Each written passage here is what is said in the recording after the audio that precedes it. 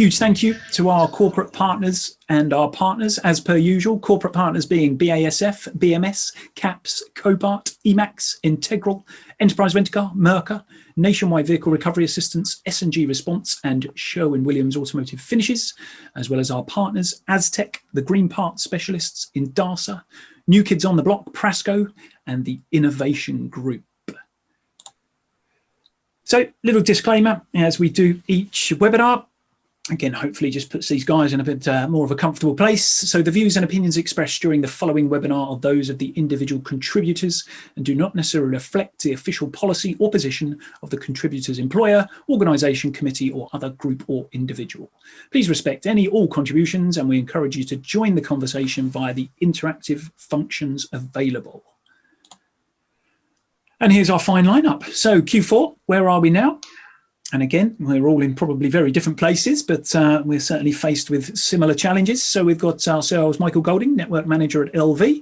We've got Joe March, Head of Commercial and Network Management, Hill Salvage and Recycling, and the Green Parts Specialists. And we've got Mark Holding, Managing Director of the Vela Group. So, welcome, everybody. And we'll let you introduce yourselves.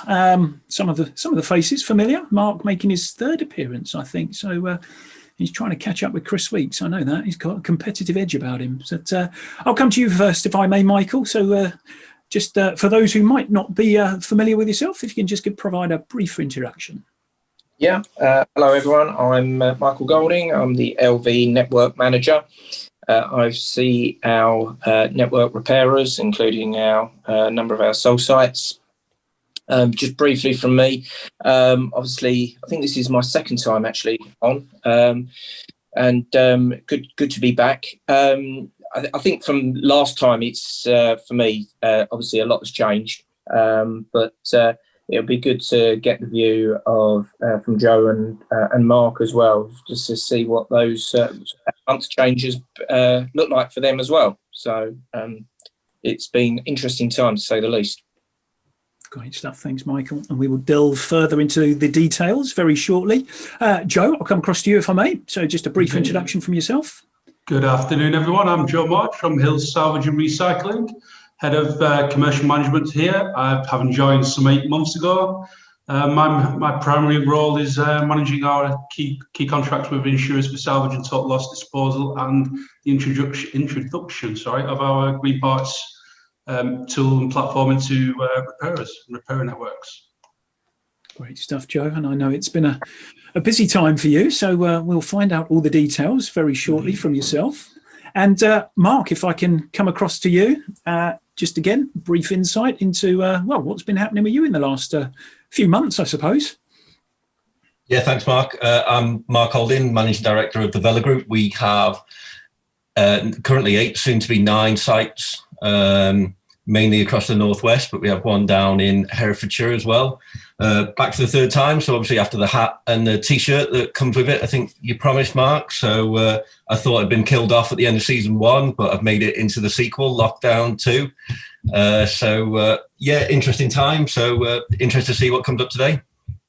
Brilliant. Thanks very much, Mark. And clear evidence that you're in need of a pen, actually, as we just discussed earlier. So you never know, that could be the next gift coming your way. So let's just have a little gauge across the industry, a little bit of sentiment. So as we do with each webinar now, we tend to open up with a poll. So again, relating to volumes, and we'll come on to the data in a second. But all anonymous voting, by the way. Have you experienced a change in claims volumes over the past few weeks? Significant increase, slight increase, remain static, slight decrease, or significant decrease? Cast your votes now.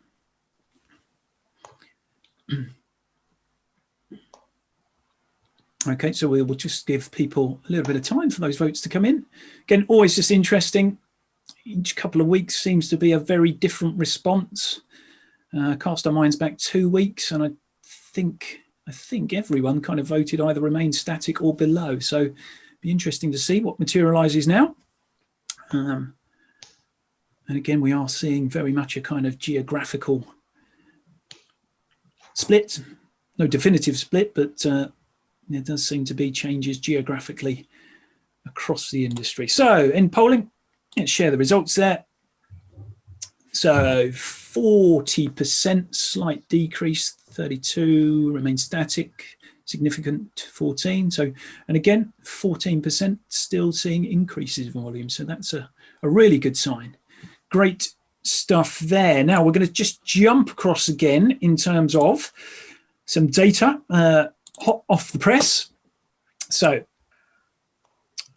we've got the CATS data, which arrived a couple of minutes before we've gone live. So I think we've pulled across the right information here, and I'm sure Kev Thompson will be on hand if anyone needs any further explanation or wants to receive this weekly information now. So it's now carried across from week ending measurements against week ending 0310. So 3rd of October is set at the 100%, and the gauge is purely off there. So as you can see, it's fluctuated all the way, and then week ending tail end of last week has risen up to 106%. Now, there are reasons for that. And again, we're going to discuss those, and the data to follow is likely to back that up. So it's basing it basically off that week ending the 3rd of October. If we come across to the Apple Mobility Trends Report, and again, all of these links can be found in the ARC360 LinkedIn group. You can see there, United Kingdom, so driving in the red, walking in the orange, and purple in the public transport. This is requests or change in routing requests. You can see, obviously, tail end of last week, a significant drop off there as England went into lockdown 2.0. Google COVID Community Report, again, just a sort of, this is from the tail end of last week. So this is Friday last week it goes up to. The latest one should be out very shortly. So a 50%, 55% reduction in retail and recreation visits, and workplaces a 38% reduction. Again, all of the information, more detail will be available on Google. So just take this as a very quick snapshot and not the full breadth and depth of the information. And this is the TomTom traffic index. This is purely for London traffic. But here you can see this is the live congestion. And again, the dates are here. The blue dotted line is the average congestion in 2019. And the red orange dotted line is the previous week. So you can see here that last week was obviously significantly more congestion than has been this week. Whew. So there we have it, a barrage of information. I'm going to come to you first, if I may, Michael. So if you can, give us a little bit of an update in terms of what you're seeing from an LV perspective. Well, obviously, since last time, the volumes started gradually on week basis. So, at the height, we were a good part of 83% down in the very height of it, where it felt like, a lot of sites had to close, and it's probably fair to say it felt like the lights were switched off. And then through that sort of May, June, July, and the summer months, everything was working towards what we thought was going to be September, probably 20% down. And I think we were all prepared. And I think that was a general industry feeling as well. And there was at one stage we got to about 18% down, and we strongly believed that the time we got to October, we saw that seasonal trend where the clocks go back and the dark nights, and that always tends to add an increase, sometimes up to 6 to 8%.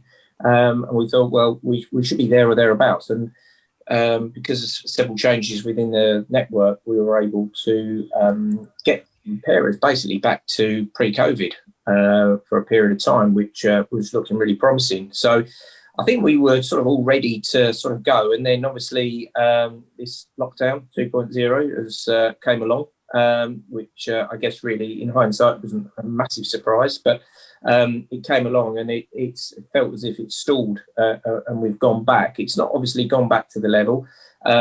It's funny how you sort of showed the data from CAPS, because we saw that. We especially the last 2 or 3 weeks, we started seeing some increase, even though we knew the lockdown was coming. But it's probably fair to say this week we're beginning to see that slump again. It's gone down. And again, we're sort of looking at, with sort of looking at the numbers. We're speaking to a lot of our repairers, trying to understand, how they're sort of set for the next 3 weeks, I guess.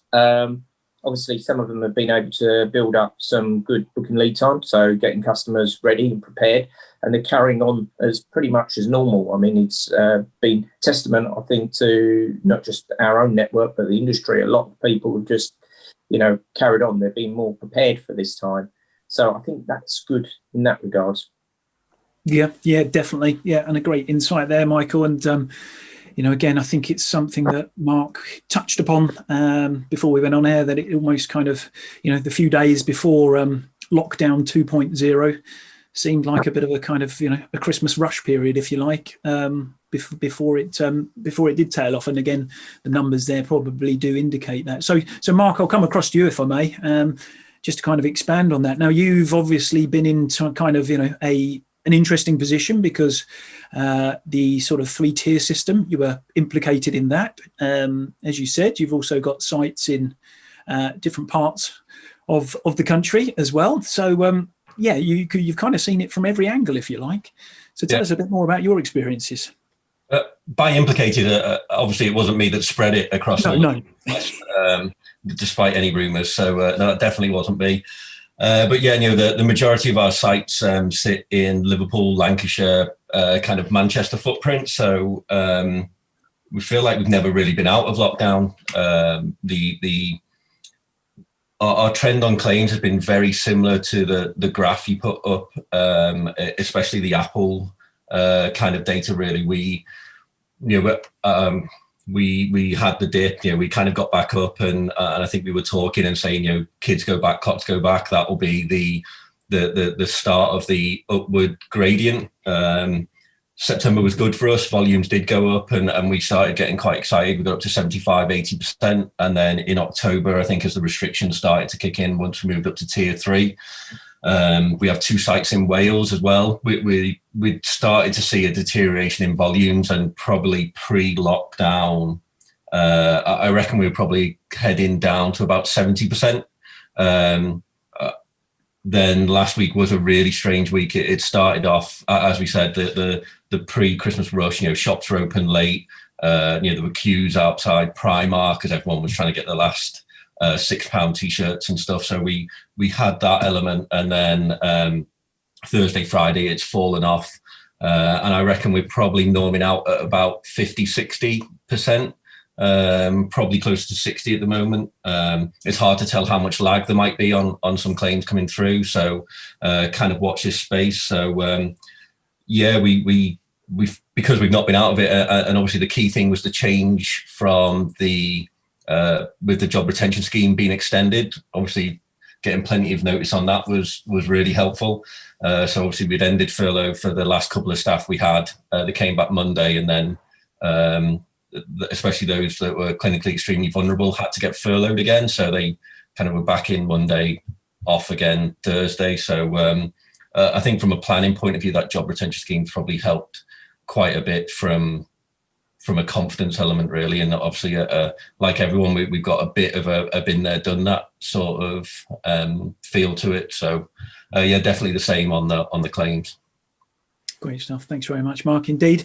And Joe, I'll skip across to you. I suppose a slightly different take on the world, if you like, but you were sort of saying that your volumes, reflect everything that we've probably already touched upon, but just give us some more detail about what you're seeing.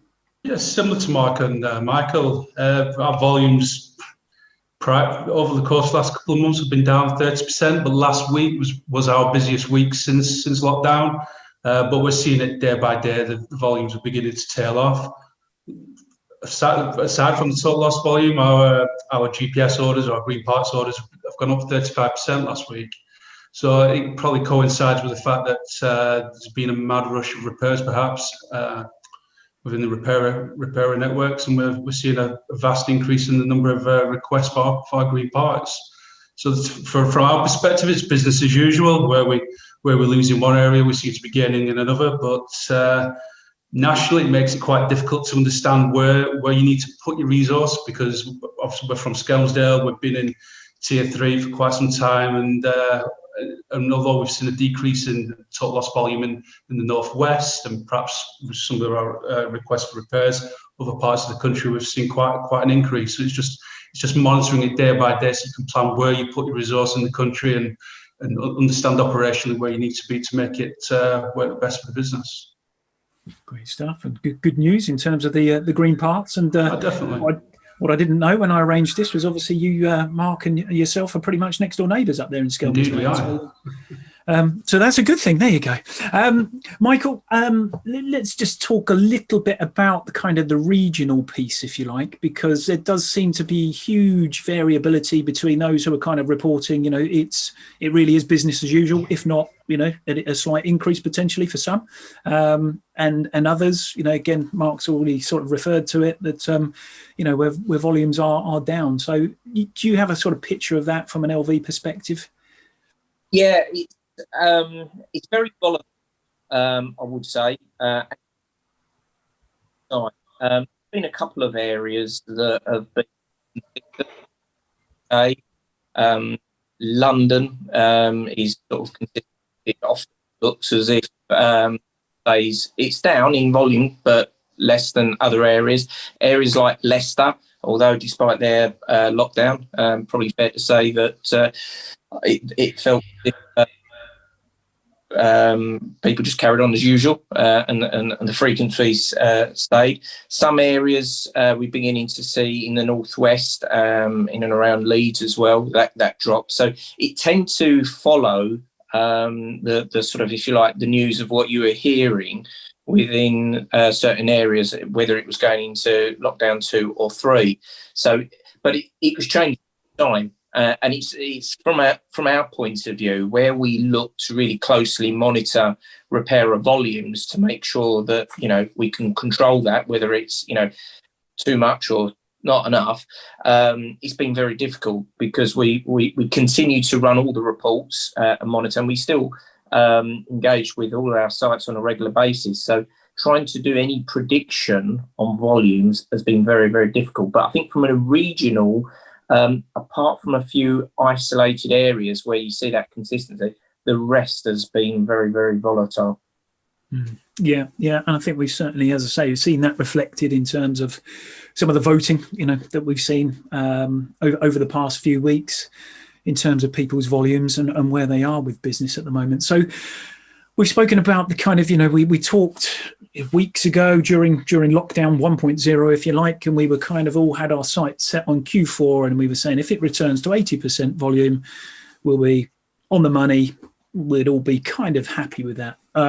Clearly, we're not kind of there at the moment for various reasons. It's been up and down, but how are we sort of navigating our way through that? And Mark, I'll come to you first. The extension of the furlough scheme has been somewhat of a godsend for repairers, for all businesses that land through, really. So just talk us through how, on a sort of day-to-day basis, if you like, you're managing your way around the business.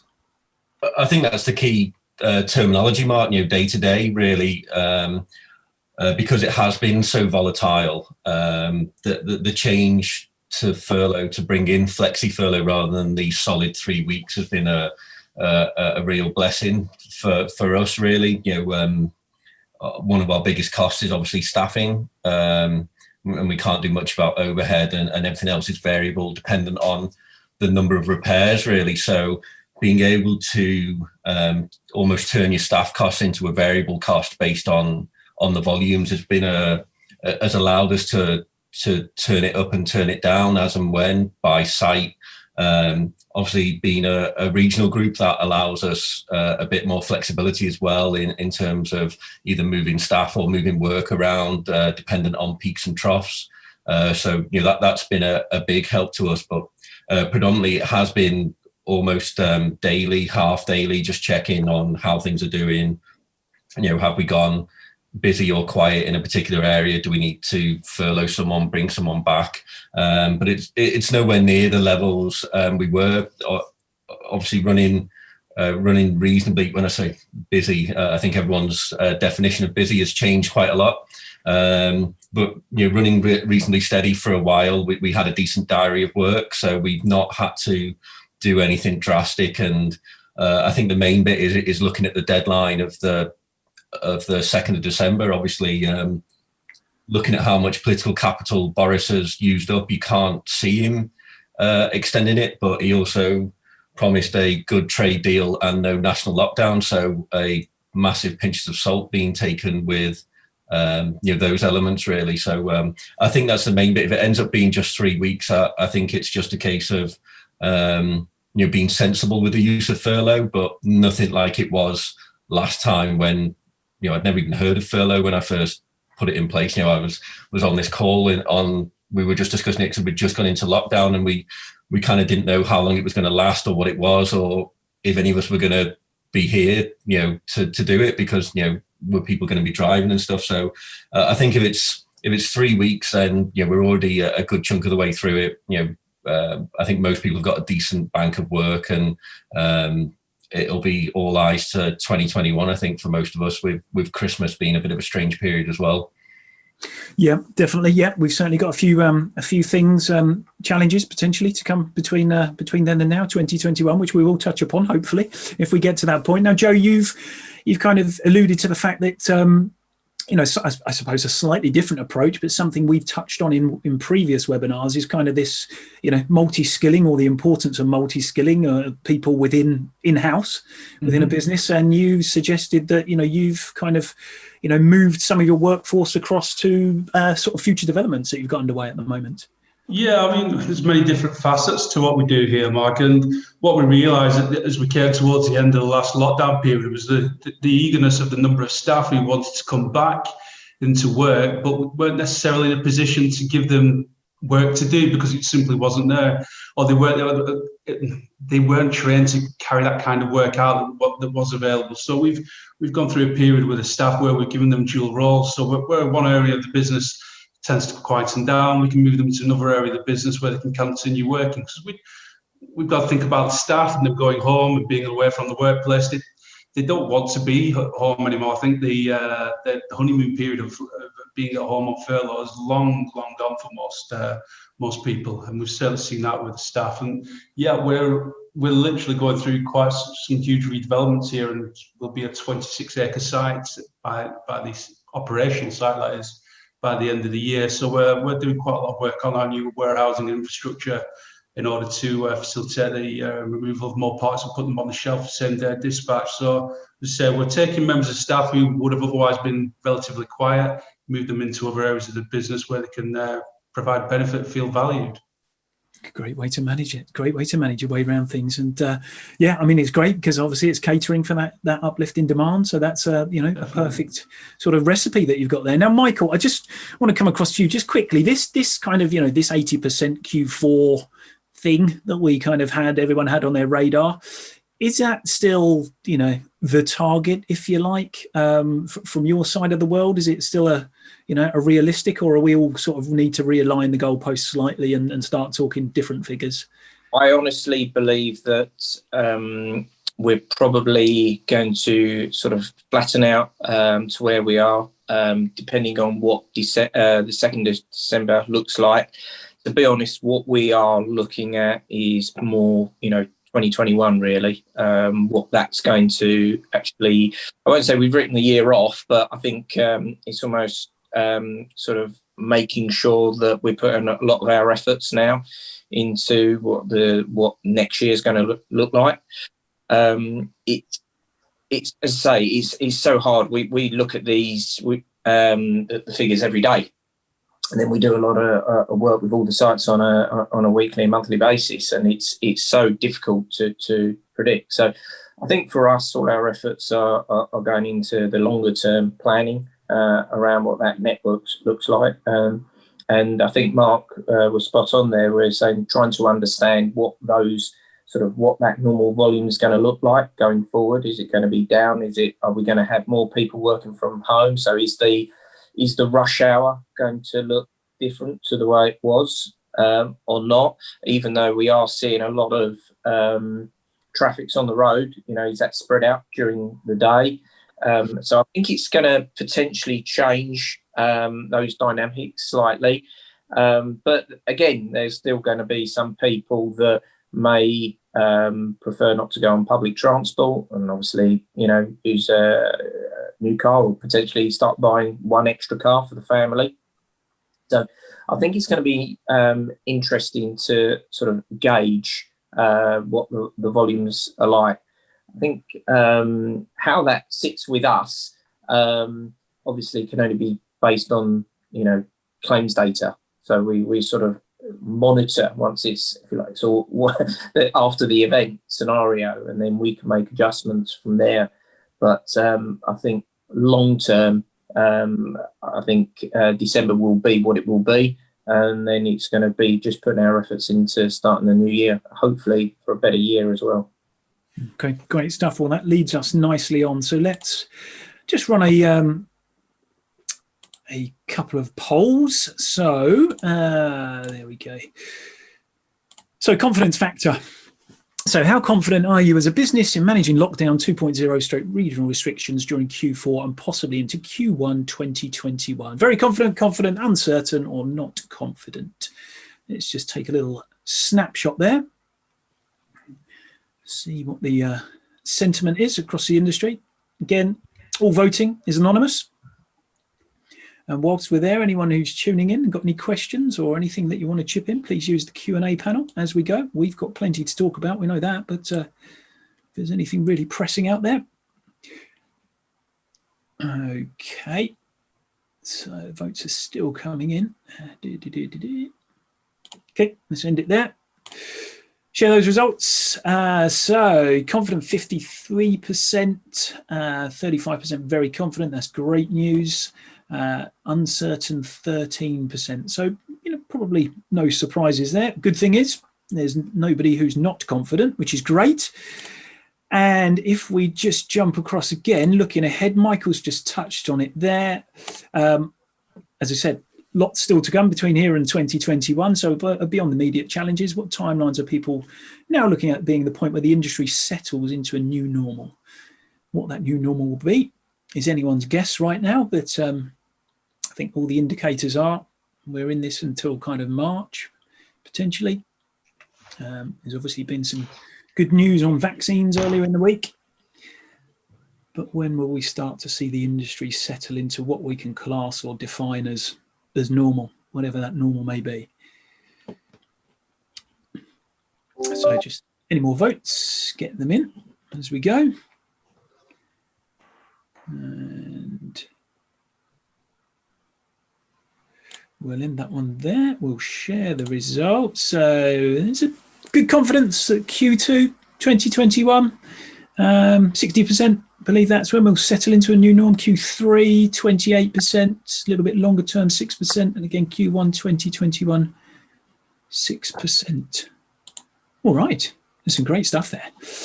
Right, we have touched upon many, many subjects. Now, one of the things we kind of did just sort of throw out there when we discussed or when we met up earlier, lockdown 2 seems different. Obviously, businesses have been encouraged, or if you like, where possible, to continue, which is a great thing. But from the human side, it feels a little bit different in terms of, despite it being shorter and there kind of being an end date on it, it just seems more of a challenge, a bit fatiguing, if you like. And again, probably tied in with time of year.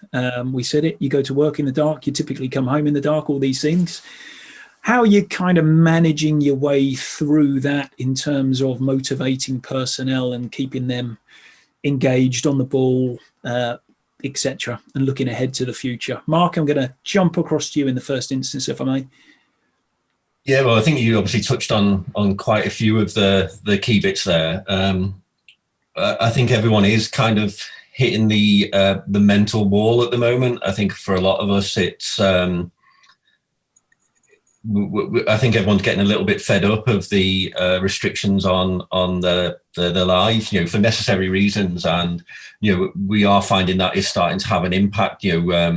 Normally work or home would be an escape for the other one, depending on which one you prefer. I know it's different for different people. Obviously, from a from a home life, that's being really impacted at the moment for everyone. And I think it's impossible for people not to bring that with them anymore. So I think the restrictions on, seeing friends and family, being able to, to go out and do what we want to do, just doesn't come naturally to us. And so I think it is really starting to weigh heavy. And as you said, the dark mornings, dark nights, I think in the first lockdown, it was quite nice to go out for a walk, and everyone was, saying how many steps they were getting in, and all those kind of bits, but it's just not the same when it's lashing down with rain and gale force wind and cold, and you just don't feel like it. So I think we're going to have to be really careful with how we manage the human element of our business, and constant communication. I'm obviously lucky enough to work for a regional group, so we have a strong HR team who can focus on the well-being. I've got obviously a really robust operations team, led by Mike, so they're very seasoned and can engage with all our managers and can pick up on any wobbles that are happening there as well. So I think a lot of it's just about being aware as well of your co-workers and just checking in and making sure everyone's doing okay. And then we've got the home workers really who, end of March, we said, could you go and work from home? And, I was in our Skelmersdale office yesterday, and some people have still got pictures of the kids on the desk and stuff, and people have never been back really. So they've never really had time to adjust to that element, and it still is all a bit unknown. It was, work from home, then work from home if you can't get to work, and then definitely go to work, then you really need to go to work, and you should buy coffee on the way, and possibly use public transport, and then don't use public transport, please work from home. And obviously now it's back to please stay at home. So I think those curveballs that are coming at everyone as well are really starting to have an impact. So I think it's something we've got to be not only just looking after our balance sheets and making sure financially the businesses are in a good place for 2021. It's something I'm very conscious of is, with my finance head on, making sure financially we're in a good place for next year. But from a human capital point of view, and making sure our team and all our staff members, that we don't get into 2021 and everyone's bruised, battered and broken and run down really, and how we do that really, because it's a fine line as an employer. How far do you go with the intrusions into how people are? But I know we've got people who have had to start seeking some professional help, whether that is counselling or medication, just to help with it all. And it's just getting very, very tough for everyone. I think we're all aware of people who've really struggled with it. Really interesting points. And again, as we move into 2021, when arguably things start to gear up again, that's when people are going to be called upon even more for their skills and input to the business. So it is really a case of treading that fine line and managing that. Now, Michael, do you have any, within LV, is there anything you guys are doing specifically different? Yeah, I mean, well, we're fortunate. I mean, we have a very structured and robust mental health and well-being team to support all our staff. And they are, they've been very proactive in that area. And I think it's good to hear from Mark about how that type of awareness now is being created within the repairer groups, and how that's beginning to come to light. Because I think that certainly needs, highlighting, and many of the staff need that support. And I think that you're right, it will sort of just carry on, I think, as we adapt into 2021. For us as a team, we obviously, some of us were already working from home, but a lot of my team were out every day and seeing different repairers and, dare I say, doing the mileage and doing the job. And it's funny how, for us, we've had to adapt. I think what's been good is that we were always able to create those relationships, that good working relationship with the repairers over those period of years. And I think it's fair to say you can't replicate that over Zoom or video conference, that sort of interaction. And I think for us, although we've tried to return on our regular monthly reviews and some of our Soul Site weekly engagement that we do, you can't replicate that to its original form. So although we've tried to go back to doing almost like everything we were doing, but within the real world, absolutely that you've got to be mindful of how the individuals are, especially you've got people that work from home, but they also live on their own as well. So it's sort of, they were actually sometimes seeing that the workplace was almost like a pathway for social interaction as well. And I believe that, when we are through this, I think there is going to be a return to that, because I'm a strong believer that people always attract people. And I think that will return. But I think more awareness for, the well-being of individuals and having that support structure there. Great, we've got that within the insurance world, but I think that needs to be raised in a wider scale within the repair industry and repairers. Very interesting thoughts. Great thoughts as well. Well, thanks for that, Michael. And I know you've been looking after yourself, because I keep seeing you on Strava and where you're running and cycling. So it's always good to see. Joe, from your perspective, obviously, the business developments are underway. The business is picking up, and from a Green Parts perspective as well. Does all that add to a sort of a more buoyant culture, and how you're sharing that with the team, I suppose, really, and getting them to diversify and do different things that perhaps they didn't originally sign up for, if you like. Keep listening to them, Mark, and making sure that they feel valued. And I think we have people who are working from home, and obviously people who are working operationally on the site, and they just want reassurance. I think that's a key focus for us here, just to keep reassuring people that we're going on the right path, what we're doing is the right thing, and making sure that the work that they're carrying out, that it that just doesn't drive benefit into the business, but they actually feel that they're providing a benefit.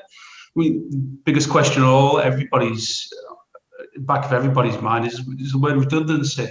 And we had a small period of that at the beginning, and that frightens people. And it's a big thing, and you've got to discuss it. You've got to discuss it openly with your employees and their colleagues, their friends, and I think they certainly understand that the way we've diversified people's work roles within the business is a reason, the rationale behind that, and they understand it and they see the benefit that's actually bringing them, and the reassurance that their jobs aren't necessarily at risk, because we don't want to lose good people here, and as no business does. I mean, the cost of retraining people at a later date when you come back to fulfill roles costs money. Same as it costs businesses money to release people from those roles. So for us, it's just keep talking. It's as simple as that, really. Mark's message here. We just keep talking to each other and asking the question, are you all right? Yeah. And I think that's been a repeated message to stem from all of this is, increased communication, whether it be as simple as picking up the phone, whether it be sat on calls like this, in Teams meetings, whatever it might be. I think people have just been, kind of really up that game somewhat. So that's been a great thing and a great benefit to the industry as a whole. Joe, I would just want to kind of come on to you, because we talked about the uplifting Green Parts, and we've just had a question come through, and it's something we kind of touched upon before we went on air. Okay. But, Green Parts, we tie it in with kind of, used car values. We tie it in with salvage values, all these kind of things. So they're all interconnected, far too broad for us to go into on this webinar right now. But, again, are these some of the reasons, parts shortages? Do we expect, people got half an eye on kind of, Brexit and what that possibly might mean as to why the Green Parts side of the business is picking up so well? I think at the beginning of the year it was already started to gain momentum anyway, Mark, in the industry. But from looking at what repairers are doing at the moment, obviously they're suffering from a lack of volume, and they're looking to diversify in the way that they repair the vehicles. From our perspective, we're seeing a much older range of parts being requested for vehicles, which suggests to us that they're trying to repair more of those vehicles. A vehicle which is a total loss and leaves their premises isn't a profitable vehicle. And from an insurer's perspective, if that's a vehicle that they can repair, and that's then a policyholder that they've retained and not lost. And I think because we're not so busy churning through the volume, we're probably looking at every job much more closely to try and save it, which is where Green Parts obviously lends a hand to do that. Yeah, and I do think, coming into 2020, it was probably, kind of working its way up the list in terms of environmental factors and what the industry needs to do as a whole. It's probably got a little bit, lost in everything else that's going on. But I do think it's one of those agendas that is, is going to return in the very near future once we start to get a bit more clarity in terms of where we're going generally. So it'll be interesting to see. And great input there, Joe. Thank you very much for that. So we're obviously in lockdown 2.0. We learned an awful lot from the first time we went in. Are we learning anything new about this one at all? Michael, can I come across to you on that one? It feels more relaxed in as far as obviously the government guidelines. So how that sort of plays out within the case of the sort of traffic is still going to be, I guess, will come through over the coming weeks. I don't. It feels different. Maybe it's because we are. It was expected, and we then still compare it to the stage where everything was locked down and it was very strict. And it doesn't feel like that this time.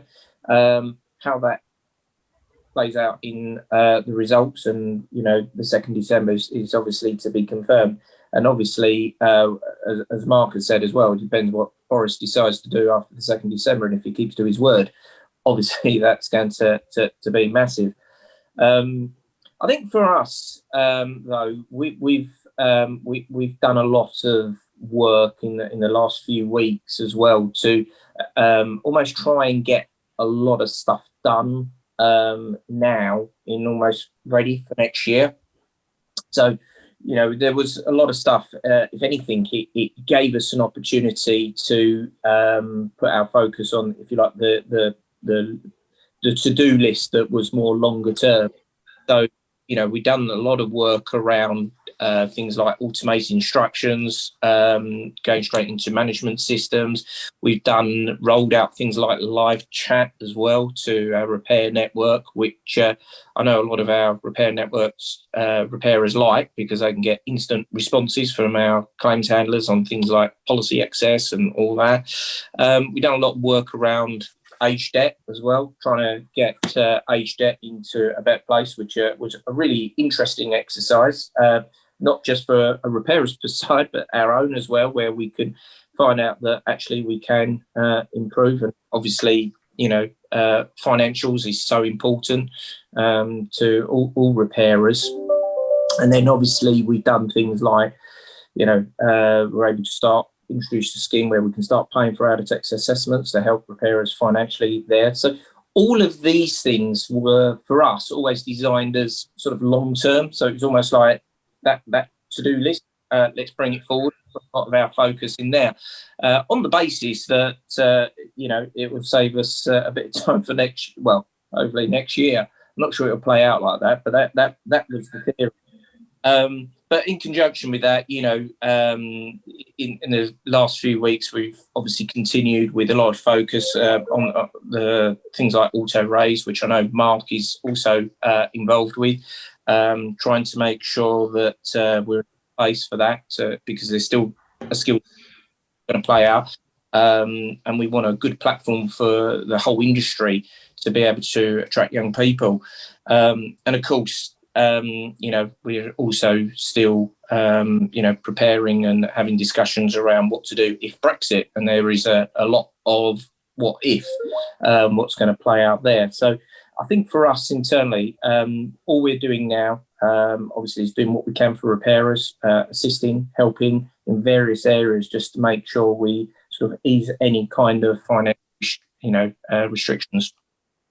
Great stuff, Michael. Thank you very much. Great update in terms of your activity and, what you guys at LV are trying to do amongst all of this. And you've touched upon a key subject. And Mark, I'll come across to you on this one, because I know yourself and Mark are both involved in the auto raise side of things. But from a repairer perspective, Mark, I suppose the question is, how do you, amongst all of this going on, and you've kind of got your daily distraction now, for want of a better term, in terms of juggling staff numbers and managing this whole furlough, how do you keep an eye on, the future, if you like? And you guys are obviously, you've opened up new sites during this year, you've got new sites under development.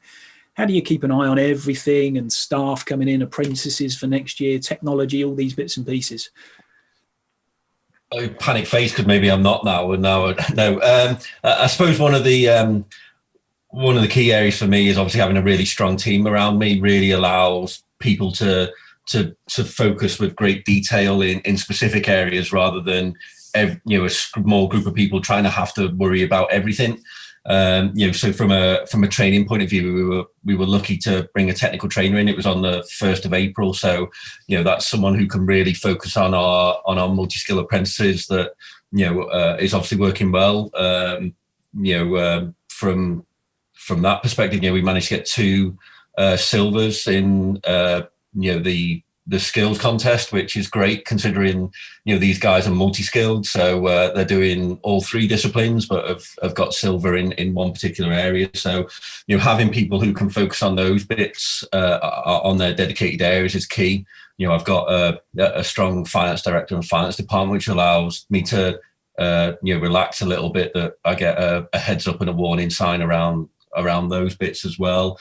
And then, with the growth perspective, I suppose it's trying to be careful. Obviously, I think even from the surveys you've just done, there's obviously a confidence in the market, and I still don't feel that we've felt the main recessionary impacts of coronavirus. Obviously, when we first started talking before coronavirus, we were all talking about the Brexit impacts on the economy next year, and that's still going to be there. Obviously, the unemployment figures and the forecast coming out of the Bank of England were so grim that they put 150 billion immediately in, and we extended furlough till March. So I think that's an inkling of unemployment figures have increased to like 4.8 and forecast to go to 7 point something. So I think we have to have an eye on the fact that, here we go, accountant being doom and gloom again, but we probably aren't feeling the downside to the extent from the recessionary bits yet. So I think we've still got that element,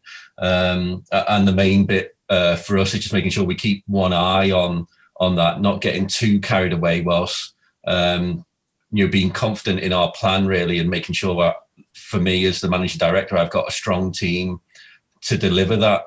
For us, the growth almost operates as a separate business entity, so we can keep that. I think we spoke way back in April, we'd flipped our kind of growth team into our COVID team, and we flipped it back. So that has allowed us to put the right resource in the right areas at the right time. Yeah, absolutely. No, and I think that breaking it up into those respective components, certainly helps. As you say, I think your head would blow off, wouldn't it, if you were trying to think about everything all of this time. And again, realistic in terms of what you've said there. Maybe it is the doom and gloom accountant type mindset, but again, there is still lots of impact, I'm sure, to come from this. And we've all alluded to Brexit. Who actually knows what the impact ultimately of that will be, pending whatever deal we enter into. So lots coming at us now. Joe, I'll come across to you. We're kind of, as an industry, we're reshuffling, we're reshaping. There's some big movers and shakers out there in the body shop world. There's lots of regional groups making additions, adding shops on. There's different size, shapes, types of repairers out there. The whole thing is kind of a moving entity really at the moment, and I think it's going to, that's probably a reflection. It's not a result of COVID, but it's certainly, I suppose, been accelerated because of that. In your world, and again, we've talked about green parts, obviously, but give us a bit of context in terms of salvage, green parts. How is that likely to sort of shape up in the near future, 2021, perhaps longer term? Where do you see it all moving? Question. It's probably the hardest question you could throw at me because of all the variables that exist out there. I mean, from our perspective, we're just pushing ahead as hard and as fast as we can. We're hoping volumes will increase. Winters are period of feast for the salvage industry. We expect to be busy, and we're not, and therefore we're literally just putting all of our resources into our green parts platform. We're moving into becoming very much an IT oriented driven business with parts literally on the shelf for same day dispatch. So our whole focus is looking less at the salvage that comes in as opposed to the parts that we can harvest from the vehicles to get them out the door. And that's where we see our upside as a business being as we move into next year. I don't believe salvage volumes will increase tremendously in the first quarter of next year. And therefore, it's back to our diversification. Where can our business find an angle to make us more profitable and more appealable to repairers and insurers out there? And that is our green parts strategy, which we're moving ahead with quite fastly now. And is there a specific target audience that you're aimed at, that the green parts specialist is specifically, interested in engaging with? Is it, the smaller repairers, the independents? Is it the groups? Is it the nationals? Is it insurers? Where does it sit?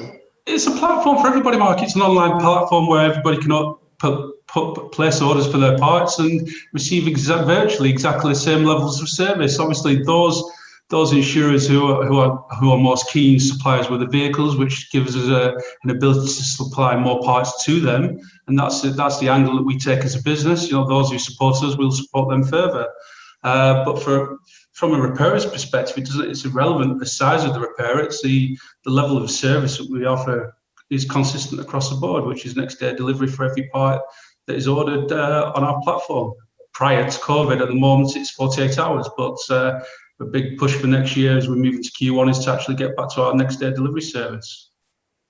Exciting times ahead. Exciting. I'd look forward to seeing how that all develops. Now, Michael, I jump across to you.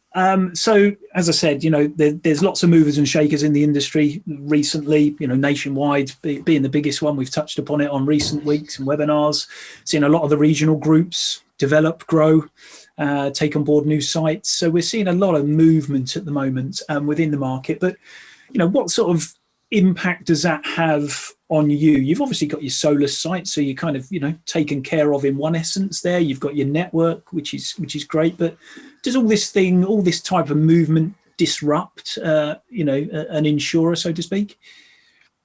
We've probably been quite fortunate in as far as we were preparing, obviously right at the start, to engage with a lot of our repairers almost like on a daily basis, really, regarding volumes.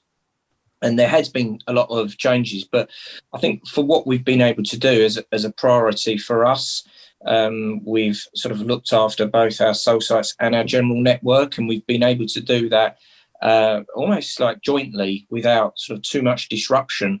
So where there has been that impact with the likes of Nationwide, we've been able to sort of redivert, and we've been very fortunate because of the support that we've had by a number of our sites that continue to open up all the way through. And then as other sites have reopened again, whether that's sort of in the April, the May months, we've been able to sort of adjust the network accordingly, so that the volumes are coming back as much. And I think it's been good. So although overall we are probably slightly down on overall repairers than where we had maybe at the start, obviously the numbers have come down. So we've been able to sort of reallocate and sort of utilise the current relationships that we have to good effect. And I think that supports in some of our figures as well, which we're really pleased with. So, I think for us, we'll continue on that model as well and support our existing partners. Great stuff. Right, we're coming very close to the end. Goodness, mate, we could talk for ages. We've got so much more ground to cover. A quick whistle round then.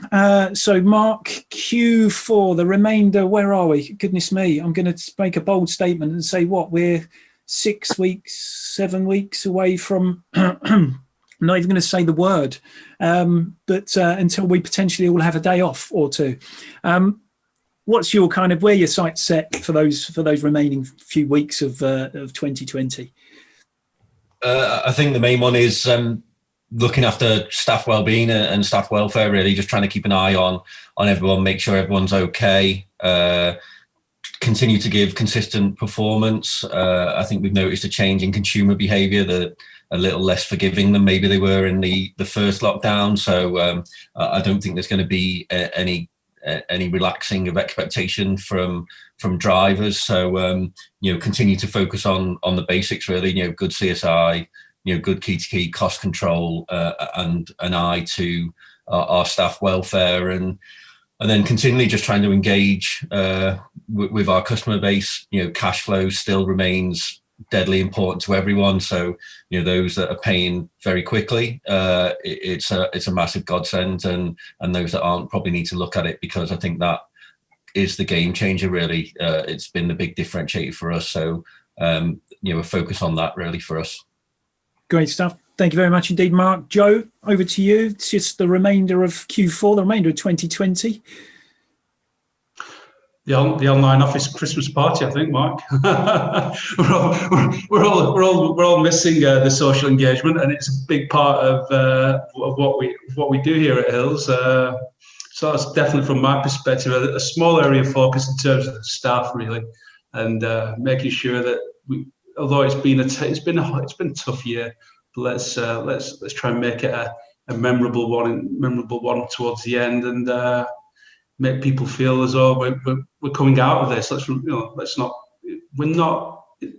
Time has passed quickly, and we've learned a lot from it, and it's taking those learnings, applying those across the business, and having a plan in place that, should the worst happen, we don't move at the rate that we hope, that we've learned from this, and that it doesn't affect us too negatively moving into 2021.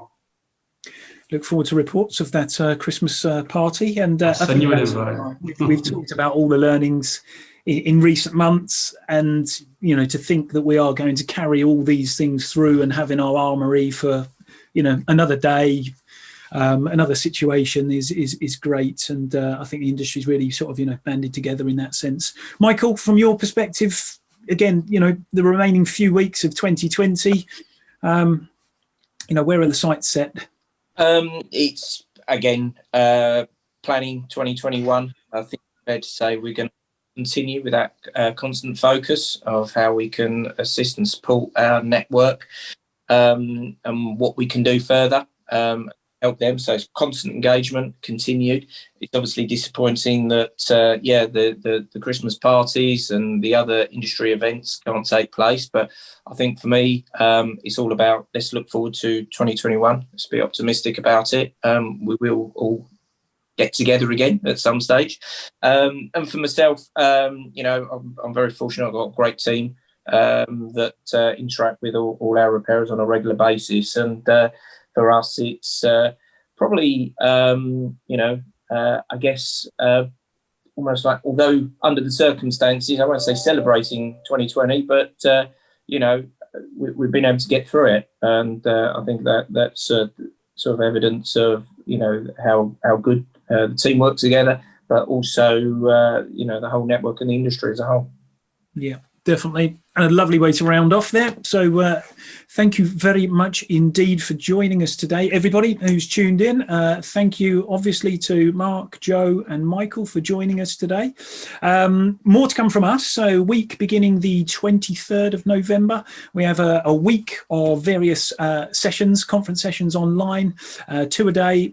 So on the Monday, the Wednesday and the Friday. They're all, the information is available on the ARC360.co.uk website. So take a look there, make sure you're booked on. And then I think we're through to one more webinar for the remainder of the year. Goodness me. I can see some lovely messages coming in there on the chat, so please do keep them coming in. Huge thank you, as always, to our corporate partners and our partners, BASF, BMS, CAPS, Copart, Emacs, Integral, Enterprise Rent-A-Car, Mercer, Nationwide Vehicle Recovery Assistance, S&G Response, Sherwin-Williams Automotive Finishes, as well as our partners, Aztec, the Green Part Specialists, who you've just heard from there, Indasa, New Kids on the Block, Prasco, and the Innovation Group. This has been the ARC360 webinar. Thank you very much for joining us, and take care, everybody. We'll see you all again soon. Thank Cheers, you. guys. Bye-bye. Bye-bye.